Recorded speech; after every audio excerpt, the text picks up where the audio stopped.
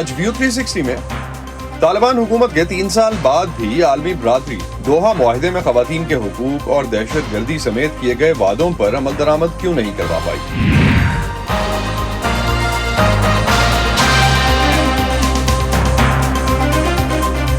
Voice of امریکہ کے Washington studios میں آپ سب کو خوش آمدید. آپ دیکھ رہے ہیں پروگرام ویو 360 اور میں ہوں اسد اللہ خالد. طالبان کو کابل کا کنٹرول سنبھالے آج 3 سال مکمل ہو چکے ہیں. افغانستان میں کام کرنے والی 10 بین الاقوامی امدادی تنظیموں نے ایک مشترکہ بیان میں کہا ہے کہ دنیا کی طرف سے افغانستان میں طالبان کو نظر انداز کرنے کی قیمت افغان شہری چکا رہے ہیں اور عالمی برادری کی طرف سے طالبان کے ساتھ سفارتی روابط اور دیرپا فنڈنگ کو بڑھانے کی تیز رفتار کوششوں کے بغیر افغان باشندے بالخصوص خواتین اور بچیاں طویل عرصے تک مشکلات کا سامنا کریں گے. افغانستان کی نصف سے زیادہ آبادی کو اس وقت خوراک کی قلت کا سامنا ہے. دنیا کے کسی بھی ملک نے ابھی تک طالبان کی حکومت کو باضابطہ طور پر تسلیم نہیں کیا. پاکستان، چین، روس اور ترکمانستان کے افغانستان کے ساتھ سفارتی تعلقات ہیں. خطے کے چند دیگر ممالک، اقوام متحدہ، امریکہ اور کچھ مغربی ممالک کسی نہ کسی حد تک طالبان کے ساتھ رابطے میں ہیں. قطر میں افغان طالبان کا ایک دفتر بھی موجود ہے جہاں ان کے نمائندے موجود رہتے ہیں. اس کے باوجود عالمی برادری پچھلے 3 سال میں یہ طے نہیں کر پائی کہ وہ افغان طالبان سے کیسے ڈیل کرے. آج کے پروگرام میں ہم اسی پر بات کریں گے. افغانستان میں طالبان کے آنے سے سیکیورٹی کی صورتحال تو کافی حد تک بہتر ہوئی ہے، لیکن بین الاقوامی تنظیموں کا کہنا ہے کہ انسانی حقوق کی صورتحال ابتر ہوئی ہے اور اس میں سب سے تشویشناک پہلو خواتین کے حقوق کا ہے جو مختلف پابندیاں برداشت کر رہی ہیں. ان 3 برسوں میں خواتین کو کن کن مشکلات کا سامنا کرنا پڑا؟ وائس آف امریکہ کے نظر الاسلام نے چند افغان خواتین سے بات کی. کابل کی شہری شائستہ ناظری قندوز یونیورسٹی میں جغرافیہ کے مضمون میں ماسٹرز کر رہی تھیں جب کابل پر طالبان کی الغار سے بے بس ہو کر اشرف غنی نے کابل سے جائے فرار اختیار کی اور طالبان نے حکومت سنبھال لی. اقتدار میں آنے پر طالبان نے لڑکیوں کی 6ٹھی جماعت سے اوپر کی تعلیم پر پابندی لگا دی اور یوں یونیورسٹی کے بجائے شائستہ گھر بیٹھ گئیں. پہلے ہم یونیورسٹی میں پڑھنے کے لیے جایا کرتے تھے. ہم وہاں خوش رہتے تھے، ایک دوسرے کے ساتھ مستقبل کی باتیں کر رہے ہوتے تھے، لیکن اس وقت مستقبل کے بارے میں کوئی خبر نہیں. ابھی گھر پر ہی ہوتی ہوں. جو یونیورسٹی کے لیے کتابیں خریدی تھی ان کو پڑھ رہی ہوں، گھر کے کام کاج بھی کرتی ہوں. افغانستان میں خواتین کی تعلیم اور ملازمتوں، آزادی اظہار کے حق، بغیر محرم کے 70 کلومیٹر سے زائد سفر پر پابندیاں اور ٹیلی ویژن پروگراموں میں شرکت کے لیے چہروں کو ماسک سے ڈھانپنے جیسی شرائط نافذ العمل ہیں. طالبان کی ان پالیسیوں کے خلاف متعدد مرتبہ خواتین نے ملک کے اندر احتجاج کیا جو کہ بے فائدہ رہا. فی الحال تو خواتین کے لیے شرائط سخت ہیں. ہمیں پڑھائی کی اجازت نہیں ہے، ہم ذہنی طور پر ڈسٹرب ہیں، لیکن ہمارے پاس یہ سب کچھ تحمل کے ساتھ برداشت کرنے کے علاوہ کوئی چارہ نہیں. دوسری جانب طالبان حکومت کا کہنا ہے کہ وہ خواتین کو تعلیم اور روزگار کی اجازت دینے سے پہلے تعلیم اور کام کی جگہوں پر وہ حالات مہیا کرنا چاہتے ہیں جو کہ اسلامی شاعر کے مطابق ضروری ہیں. تاہم اقوام متحدہ کا کہنا ہے کہ طالبان کی وزارت امر بالمعروف و نہی عن المنکر کے کئی احکامات اور اقدامات خواتین کے بنیادی انسانی حقوق کی خلاف ورزی ہیں.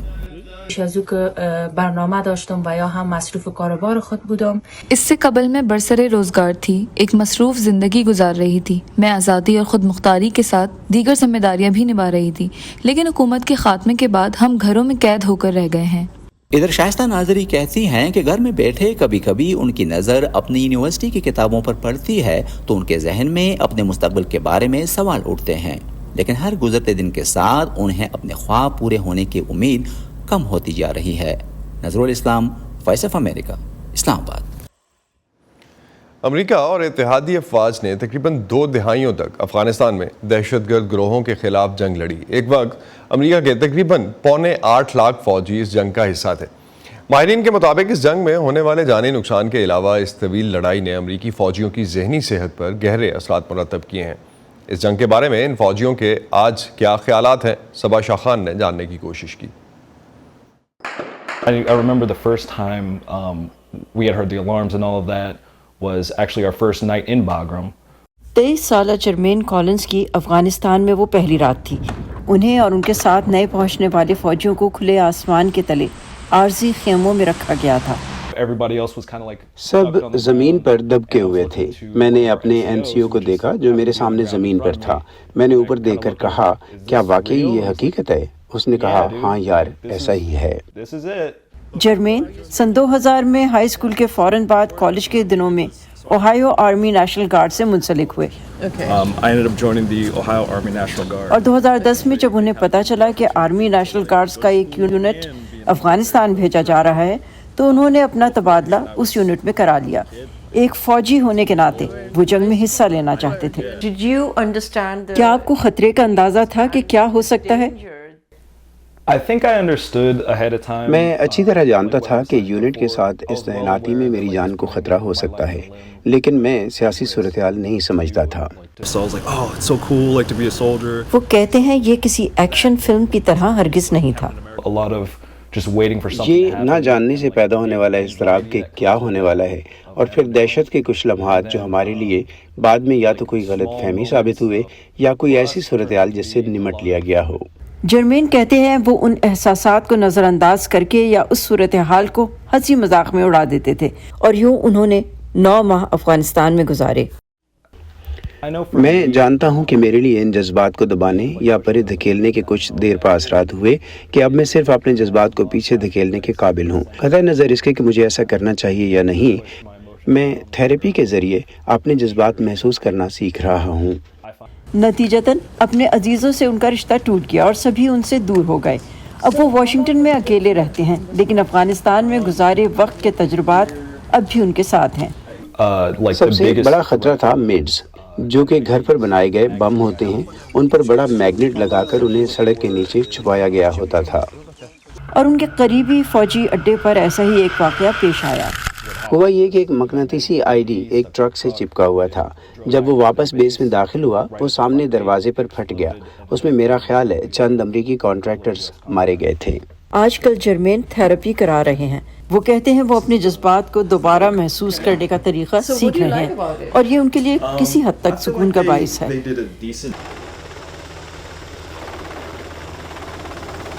جنگ کے نتیجے میں صدمہ برداشت کرنے میں جرمین اکیلے نہیں۔ American foundation for suicide prevention کے مطابق امریکہ میں خودکشی سے ہونے والی کل اموات میں سے 1/3 سابق فوجیوں کی ہوتی ہیں، اور ان کی ایک بڑی وجہ PTSD یعنی جنگ کے بعد ان فوجیوں کو متاثر کرنے والا ذہنی دباؤ ہوتا ہے۔ سابق فوجیوں کے ایسے ہی مسائل کو دیکھتے ہوئے جرمین نے ایک سرکاری ادارے میں ملنے والی اپنی اعلیٰ ملازمت کو چھوڑ دیا۔ اب وہ ایک ایسی NGO کے ساتھ کام کرتے ہیں جو سابق فوجیوں کے لیے کام کرتی ہے۔ there's a lot of homeless veterans in the United امریکہ میں اس وقت بہت سے سابق فوجی بے گھر ہیں جو پارک کے بینچوں اور سڑکوں پر سو رہے ہیں۔ ایسا نہیں ہونا چاہیے۔ ایسا کوئی سابق فوجی نہیں ہونا چاہیے جو فوج میں بھرتی ہوا ہو، جس نے وردی پہنی ہو، جس نے ملک کی خدمت کی، اپنا وقت دیا کہ وہ پارک کے بینچ پر سوئے۔ ایسا نہیں ہونا چاہیے۔ جرمین کہتے ہیں انہیں خوشی ہے کہ امریکہ افغانستان سے نکل گیا، اور امید کرتے ہیں کہ امریکہ تمام جنگوں اور تنازعات کو ختم کرنے کے لیے سفارتکاری کو ترجیح دے گا۔ فی الحال وہ فوری طور پر غزہ میں جنگ بندی دیکھنا چاہتے ہیں۔ Saba Shah Khan, Voice of America, Washington. Washington based think tank Stimson Center سے منسلک جنوبی ایشیائی امور کی ماہر الزبتھ تھرلکل کہتی ہیں کہ عالمی برادری کے لیے افغانستان سے متعلق ایک متفقہ حکمت عملی تشکیل دینا مشکل ہے کیونکہ مختلف ممالک کے مفادات کی نوعیت الگ الگ ہے۔ صبا شاہ خان نے ان سے کابل میں طالبان کے 3 سال پورے ہونے پر افغانستان سے جڑے مسائل پر بات کی۔ I think from the international community's perspective, it's difficult to talk بین الاقوامی about برادری کے نقطہ نظر سے دیکھا جائے تو یقیناً کسی متفقہ رد عمل کے بارے میں یہ بات کرنا مشکل ہے، کیونکہ مختلف فریق مختلف اثر و رسوخ اور مفادات رکھتے ہیں، لیکن پھر بھی اس کا زیادہ تر تعلق اس جواب طلب سوال سے ہے کہ طالبان کی پالیسیوں اور ان کے طرز عمل پر کس طرح اثر انداز ہوا جائے۔ اور میرے خیال میں پچھلے 3 سالوں میں ایک سبق جو سیکھا گیا ہے وہ یہ ہے کہ عالمی برادری طالبان پر کتنا محدود اثر و رسوخ رکھتی ہے۔ ہم نے دیکھا ہے کہ مختلف طریقوں سے امریکہ اور دیگر شراکت داروں نے طالبان کو ساتھ لے کر چلنے اور ساتھ ہی انہیں انسانی حقوق اور شمولیت جیسے ایشوز پر جواب دہ ٹھہرانے کی کوشش کی ہے، لیکن صاف بات یہ ہے کہ ہم نے خواتین کی تعلیم سے متعلق طالبان کی پالیسیوں پر تبدیلی کے کوئی آثار نہیں دیکھے۔ کیا آپ طالبان کے ساتھ کسی منطقی بات چیت کا کوئی امکان دیکھتی ہیں، یہ جانتے ہوئے کہ انہوں نے خواتین اور لڑکیوں کے حقوق کے بارے میں ان کی تعلیم اور سیاست میں نمائندگی پر اپنے موقف کو مشکل سے ہی تبدیل کیا ہے؟ I think it's going to be really tough. And this is one مجھے of those لگتا ہے کہ یہ issues واقعی where, مشکل ہوگا، اور یہ ان مسائل میں سے ایک ہے جہاں طالبان چونکہ یہ تاثر نہیں دینا چاہتے کہ وہ بیرونی دباؤ کے آگے جھک گئے ہیں، ان مخصوص مسائل پر جتنی زیادہ توجہ دی جاتی ہے ان کی طرف سے اتنی ہی زیادہ مزاحمت پیدا ہو رہی ہے۔ میری نظر میں شاید ہمارے پاس باہمی دلچسپی کے محدود شعبوں میں بات چیت کی زیادہ گنجائش ہے، جیسے انسداد منشیات، انسداد دہشت گردی، دولت اسلامیہ خراسان صوبے جیسے گروہوں کے خلاف تعاون وغیرہ۔ شاید وقت گزرنے کے ساتھ کسی قسم کی نرمی کا امکان ہو سکتا ہے، لیکن میں نے ایسی علامات نہیں دیکھی کہ موجودہ طریقہ کار اس حوالے سے مؤثر ثابت رہا ہو۔ ٹی ٹی پی اور دولت اسلامیہ خطے میں زیادہ سرگرم ہو گئے ہیں، اور یہ انتہا پسند سرگرمیاں پاکستان اور افغانستان کے درمیان تعلقات کشیدگی کا سبب ہیں۔ پاکستان نے ان علاقائی دہشت گرد تنظیموں سے نمٹنے کے لیے ماضی میں مختلف حکمت عملی اور فوجی آپریشنز کیے ہیں۔ آپ کے خیال میں پاکستان اب تک ان سے نمٹنے میں کتنا مؤثر رہا ہے؟ really kind of a seesawing in Pakistan's approach. ہم نے دیکھا ہے کہ from the پاکستان کی initial, اپروچ شروع سے ہی ڈاواں ڈول رہی ہے۔ طالبان کی جانب سے قبضے پر کچھ حلقوں میں جشن منائے گئے، اور اس کے ساتھ ہی پاکستان کی تاریخی طور پر طالبان کو دی جانے والی حمایت کی بنیاد پر یہ جو مفروضہ تھا کہ طالبان پاکستان کے مفادات کے دوست ہوں گے، وہ غلط ثابت ہو گیا۔ ہم نے دیکھا طالبان کے ذریعے ٹی ٹی پی کے ساتھ مذاکرات کی بدقسمت کوششیں، جن کے اثرات آج بھی پاکستان میں ٹی ٹی پی کے دوبارہ سر اٹھانے کا سبب سمجھے جاتے ہیں۔ دونوں جانب سے ڈیورنڈ لائن کے آر پار فائرنگ کی وجہ سے سرحدیں بند ہیں، اور ایسا لگتا ہے کہ یہ پاکستان کی جانب سے کچھ ایسے جبری حفاظتی اور معاشی اقدامات اٹھانے کی کوشش ہے۔ لیکن اس کے ساتھ ہی ابھی حال ہی میں ہم نے دیکھا ہے کہ اقوام متحدہ میں پاکستان کے نمائندے نے طالبان کے ساتھ بیک وقت تعلقات برقرار رکھنے اور سفارتکاری کے ذریعے ان سے بات چیت کرنے کی ضرورت پر اصرار کیا ہے، اور یہ کوشش مسلسل ہے۔ تو مجھے یہ لگتا ہے کہ پاکستان ابھی تک کوئی طریقہ کار وضع نہیں کر پایا ہے کہ کس طرح طالبان کے رویے سے نمٹے اور انہیں دوحہ معاہدے کے تحت اپنی سرزمین پر کیے گئے وعدوں کو برقرار رکھنے کا پابند کرے کہ وہ اپنی سرزمین کو دہشت گردی کے لیے استعمال نہ ہونے دیں۔ under the Doha agreement to not allow their soil to be used for terrorist purposes. کل افغانستان کے طالبان حکام نے اقتدار سنبھالنے کے 3 سال مکمل ہونے پر کابل کے بگرام ایئر بیس پر یا بگرام بیس پر، جس کو ایک فوجی اڈہ اور بڑے عرصے تک امریکی اڈہ کہا گیا، فوجی پریڈ کا انعقاد کیا، جس میں چینی اور ایرانی سفارتکار شریک ہوئے۔ USIP کے اسفندیار میر اس وقت ہمیں جوائن کر رہے ہیں، ان سے جانتے ہیں کہ عالمی برادری کے لیے افغانستان کا مسئلہ اتحادی افواج کے انخلا کے 3 سال بعد آج کتنا اہم ہے۔ اسفندیار بہت شکریہ۔ پابندیاں بھی ہو گئیں، دھمکیاں بھی ہو گئیں، طالبان نے انٹرنیشنل برادری کے 3 بڑے مطالبے مانے نہیں ہیں ابھی تک، خواتین کے حقوق کا ہو، انکلوسیو گورنمنٹ کا ہو، یا اپنی زمین کو دہشت گردی کے لانچنگ پیڈ کے طور پر استعمال کرنے کی بات ہو۔ آخر کیوں عالمی طاقتوں کے حربے کارگر ثابت نہیں ہوئے؟ شکریہ اسد مجھے اپنے شو میں بلانے کے لیے۔ دیکھیں، عالمی طاقتوں کی جو ڈیمانڈز ہیں طالبان سے، اس میں یکسوئی کچھ عرصے سے پچھلے کچھ سالوں میں ختم ہوتی دکھائی دے رہی ہے۔ عالمی طاقتیں طالبان سے مختلف چیزیں مختلف اوقات میں مانگتی ہوئی دکھائی دے رہی ہیں، جس کی وجہ سے ایسے لگتا ہے کہ طالبان ریجنل اور انٹرنیشنل پالیٹکس کو ایک طرح سے مینوور کر پائے ہیں اور اپنے لیے اسپیس بنا پائے ہیں، اپنی ان پالیسیز کو نہ چینج کرنے کا ان کو آئی تھنک ایک طرح سے جواز مل گیا ہے، کیونکہ انٹرنیشنل جو کمیونٹی ہے اس میں یونٹی اور کوہیژن ان بہت سارے معاملات پہ اتنی دکھائی نہیں دیتی پچھلے کچھ سالوں میں۔ تو طالبان کے اندر بھی مختلف دھڑے ہیں، پچھلے 3 برسوں میں ان کے درمیان کوئی بڑا اختلاف سامنے نہیں آیا، طالبان کے کابل میں اقتدار کو بھی کسی مخالف قوت کی جانب سے کوئی بڑا چیلنج درپیش نہیں ہے۔ کس چیز نے ان کی حکومت کو ان 3 سالوں میں اکٹھا اور کھڑا رکھا ہے اب تک؟ آئی تھنک میں طالبان کی حکومت کو افغان تاریخ، پچھلے 4 دہائیوں کی افغان تاریخ کی سب سے اسٹرانگ گورنمنٹ تصور کرتا ہوں۔ یہ ایسی حکومت ہے جس کا پورے ملک پہ ایک طرح کا ٹیریٹوریل کنٹرول ہے. کوئی ملک کی ایسی ٹیریٹری نہیں ہے افغانستان کی جو اس وقت طالبان کے کنٹرول میں نہیں ہے. جو آرمڈ ریزسٹنس ہے وہ بھی آپ کہہ سکتے ہیں کہ نہ ہونے کے برابر ہے. آئیسس خوراسان، داعش خوراسان کا ایک چیلنج ضرور ہے. ان کا وائلنس پہلے 1-2 سال میں سگنیفیکنٹ تھا، لیکن پچھلے 1.5 سال میں طالبان نے اس وائلنس کو بھی بہت حد تک کم کر لیا ہے، کمزور کر لیا ہے. پھر اس کے بعد جو اکنامک سچویشن ہے وہ بھی ایک طرح سے آپ کہہ لیں سٹیبلائز ہو گئی ہے، ایک لو لیول ایکولیبریم کے اوپر، لیکن سٹیبل ضرور ہے. اور سب سے بڑی بات یہ ہے کہ سیاسی اعتبار سے طالبان میں دھڑے ضرور ہیں. کابل کا ایک کلیک بتائی جاتی ہے، کہتے ہیں لوگ کہ وہ زیادہ اسٹیٹ بلڈنگ میں اپنی ریاست، افغان ریاست کو اسٹرانگ کرنے میں انٹرسٹڈ ہیں. جو کندہار میں جو طالبان کے جو امیر ہیں ان کے اراؤنڈ ایک کلیک بتایا جاتا ہے جو کہ ذرا زیادہ مذہبی یا زیادہ obscure قسم کی سوچ رکھتے ہیں، زیادہ جہادی شدت پسندی ان میں زیادہ دکھائی دیتی ہے. اس طرح کے دھڑے ضرور ہیں، مگر ان دھڑوں کے بیچ میں کوئی obvious ان فائٹنگ نہیں ہے. طالبان سے ہم نے لوگوں کو ٹوٹتے ہوئے نہیں دیکھا اور آپس میں لڑتے ہوئے نہیں دیکھا، جس کی وجہ سے بھی طالبان کی یہ جو حکومت ہے یہ 3 سال اپنے پورے کر سکیے.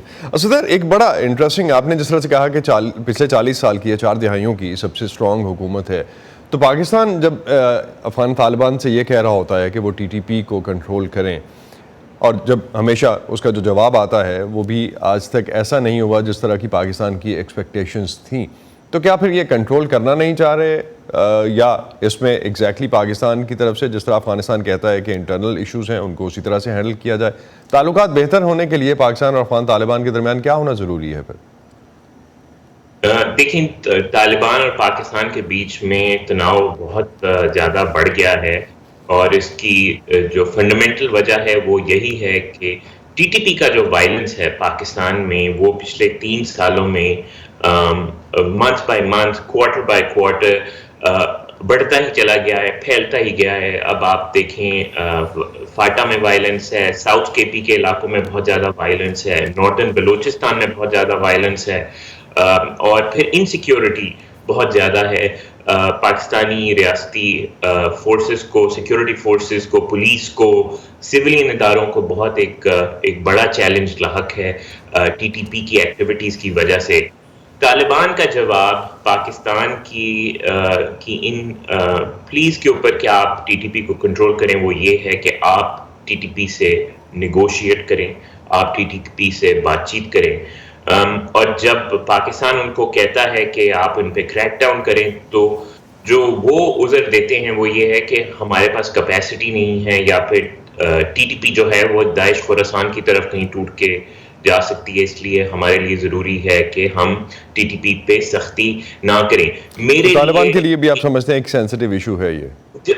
میں ایکچولی اس چیز سے اگری نہیں کرتا. مجھے لگتا ہے کہ یہ ایک طرح کا ایکسکیوز ہے. جیسے میں نے آپ کو بتایا، طالبان ایک افغان تاریخ کی ایک انتہائی اسٹرانگ حکومت ہیں، اور جس طرح ہم نے دیکھا کہ انہوں نے داعش خوراسان کے خلاف ایکشن کیا ہے، تو طالبان اگر چاہیں گے، اگر وہ اس گروہ کو واقعی میں کنٹرول کرنا چاہیں گے، اگر ان کی یہ نیت ہوگی، تو آئی تھنک طالبان وہ طریقے، وہ ٹولز فائنڈ کر سکتے ہیں جس سے وہ یہ اس مسئلے کو، یہ اس گروہ کو حل کر سکیں. تو کل پاکستان کے آرمی چیف کے بیان کے بعد اب سمجھتے ہیں کہ بات چیت کا راستہ پھر سے کھل سکتا ہے؟ آئی تھنک نیگوسیشن، ڈپلومیسی کے دروازے کسی بھی کانفلکٹ میں کبھی بھی بند نہیں ہوتے، مگر مجھے ایک میننگ فل کانورسیشن ہوتے ہوئے دکھائی فی الحال نہیں دے رہی، انٹل کچھ گراؤنڈ کے اوپر چیزیں جب تک تبدیل نہیں ہوتی. طالبان کی پوزیشن بھی بہت ایک آپ کہہ لیں اس میں ایک سختی ہے. TTP بھی جو ڈیمانڈز کر رہی ہے وہ the amount to handing over of FATA to the TTP.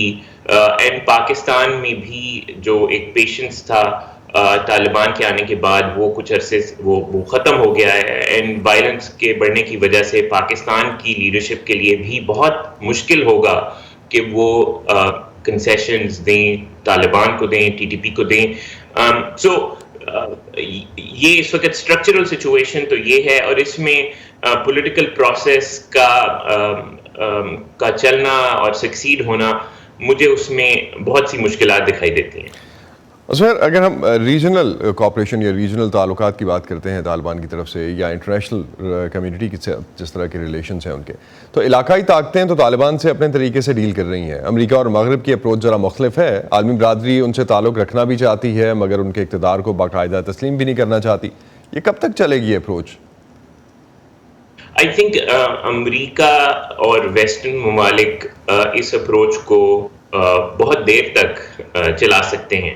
آپ دیکھیں امریکہ اور کیوبا کے ریلیشنز جن کے ساتھ ان کے تعلقات 60s میں ختم ہوئے، تو وہ پچھلے کچھ سالوں تک امریکہ کے کیوبا کے ساتھ کوئی تعلقات نہیں رہے. امریکہ اور ویتنام کے ریلیشن شپ، امریکہ کے ویتنام سے انخلا کے بعد، ساؤتھ ویتنام سے انخلا کے بعد ریلیشن شپ 90s کی دہائی میں جا کے کھلے. امریکہ نے 70s میں ویتنام چھوڑا. اور ایران کے ساتھ امریکہ کا تعلق ختم ہوا، اور آج تک ڈپلومیٹک نارملائزیشن ایران اور امریکہ کے بیچ میں نہیں ہو پائی. اگر یہ جو فنڈامنٹل ایشوز ہیں یہ نہ حل ہوئے، جو اس وقت امریکہ کو ابھی بھی محسوس ہوتے ہیں، اور بھی ویسٹرن ممالک ان کنسرنز کو شیئر کرتے ہیں، یہ معاملہ ڈپلومیٹک ڈس انگیجمنٹ کا کافی عرصے تک چل سکتا ہے. جہاں تک دوسرے ممالک ہیں یا دوسرے خطے کی طاقتیں ہیں، جیسے چین ہے، روس ہے، ہم دیکھ رہے ہیں کہ چین نے بہت حد تک طالبان کے ساتھ ریلیشنز کو نارملائز کر لیا ہے. سال کے شروع میں، جنوری کے مہینے میں، پریزیڈنٹ شی جن پنگ نے طالبان امبیسڈر کے کریڈینشلز کو خود ریسیو کیا. اس کے علاوہ بھی ہم چین کی اکنامک پولیٹیکل ایکٹیویٹی افغانستان میں بڑھتے ہوئے دیکھ رہے ہیں، اور رشیا بھی طالبان کے ساتھ معاملات کو کچھ حد تک نارملائز کر رہا ہے. ان کا جو ڈپلومیٹک مشن ہے طالبان کا رشیا میں، اس میں کچھ ایکسپینشن نظر آئی ہے، اور طالبان اور رشینز ملٹی لیٹرلی بھی کچھ حد تک کوآرڈینیٹ کرتے ہوئے دکھائی دیتے ہیں. البتہ رشیا کے کنسرنز ٹیررزم کے معاملے کے اوپر چین سے زیادہ تو مغربی ممالک کیا سن یار مغربی ممالک اور امریکہ کے تعلقات جو ہیں وہ کیا خواتین کی تعلیم کی بنیاد پہ رکے رہیں گے؟ آئی تھنک یہ ایک بہت میجر ایشو ہے جو کہ اس وقت ایڈمنسٹریشن کے لیے ایک میجر پوائنٹ آف کنٹینشن ہے، اور یہ ایشو کچھ کافی عرصے تک چل سکتا ہے، کیونکہ امریکی ڈومیسٹک پالیٹکس میں اس ایشو کی ایک ریزوننس ہے. اس کے علاوہ اور بھی ایشوز ہیں. آج کل ایڈمنسٹریشن جو ڈیٹینڈ امریکن سٹیزنز ہیں، اس وقت طالبان نے چند امریکی سٹیزنز کو اریسٹ کیا ہوا ہے مختلف گراؤنڈز کے اوپر. ایسے کوئی جوڈیشل پروسیس نہیں نظر آتا، اور ہم نے دیکھا ہے کہ جو ایڈمنسٹریشن ہے وہ بہت پرواہ کرتی ہے ان ڈیٹینڈ امریکن سٹیزنز کے بارے میں. ایران میں اگر کوئی امریکن سٹیزن ڈیٹین ہو جائیں، رشیا میں ہو جائیں، ان کی اس وقت اولین ترجیح یہ ہے کہ وہ اس طرح کے جو ڈیٹینڈ امریکنز ہیں ان کو چھڑوائیں. اور طالبان کا ایک طرح سے نیگوشیٹ کرنا اور انوالو ہونا اس نیگوشیشن کے اوپر نیگوشیٹ کرنا، یہ ایڈمنسٹریشن کے اوپر خاصا ناگوار گزر رہا ہے. رائٹ، بہت بہت شکریہ اسفندیار میر، آپ ہمارے ساتھ تھے U S institute of peace سے. ناظرین، اسی پہ ختم کرتے ہیں آج کا view 360. Stay safe. Asadullah Khalid کو اجازت دیجیے. خدا حافظ.